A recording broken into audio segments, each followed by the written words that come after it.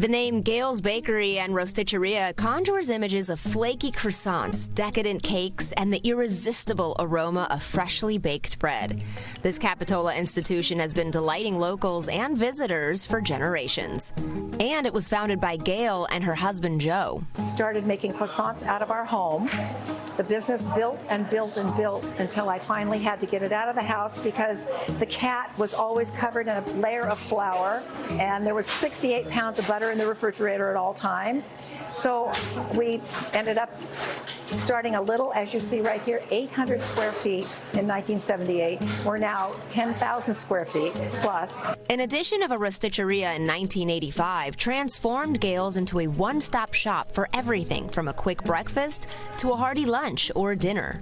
It's hard to describe because there's not a lot of places like this, but a lot of people call it a food emporium. From their famous princess cake to their pastas, sandwiches, and so much more, Gayle's offers a dizzying array of culinary delights. I would say that our princess cake, which is a domed, marzipan-covered vanilla sponge with lots of pastry cream, lots of whipped cream, and some raspberry jam. That's a big favorite. My favorites are a key lime pie.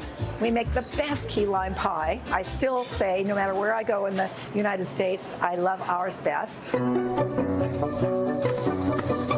The sheer volume of ingredients used monthly is staggering. We go through 1,500 pounds of chocolate a month. We go through 7,700 pounds of butter, 67,000 eggs, 1,400 pounds of pasta, and 6,200 pounds of cheese every month. And Gayle shares some of her baking wisdom with us. One is pay close attention with baking. It's chemistry. Pay close attention to the recipe. Follow the recipe exactly. Two, you probably will have either somewhat of a success the first time or not a success at all, depending on how difficult the recipe is. Keep making that recipe over and over and over again. I always tell people, make it as many times as you need to really get good at it. Pay attention to where you put things in your oven, because sometimes based on my oven, I'll need to start something on the bottom because I want some nice brown on the bottom, like with pies. I'll start them on the bottom because I don't want the top to get brown too fast. I want that bottom crust to get really done and start to bubble a little bit. Then I'll finish it off on the top so I'll get a nice brown top. Also, looking at a recipe, when you're baking, pay attention to what temperature they want you to have the butter. When they say room temperature, they mean it. You want a nice soft butter. When they say refrigerated, a lot of times what I will do, especially for a pie crust, I will take my butter out of the refrigerator, I'll chop it up into little cubes, I'll put it back in the refrigerator, get all the rest of my ingredients together. Then when I'm ready to assemble, I take it out of the refrigerator and use it then. And the secret to Gayle's success isn't just delicious food. It's the dedicated team behind it.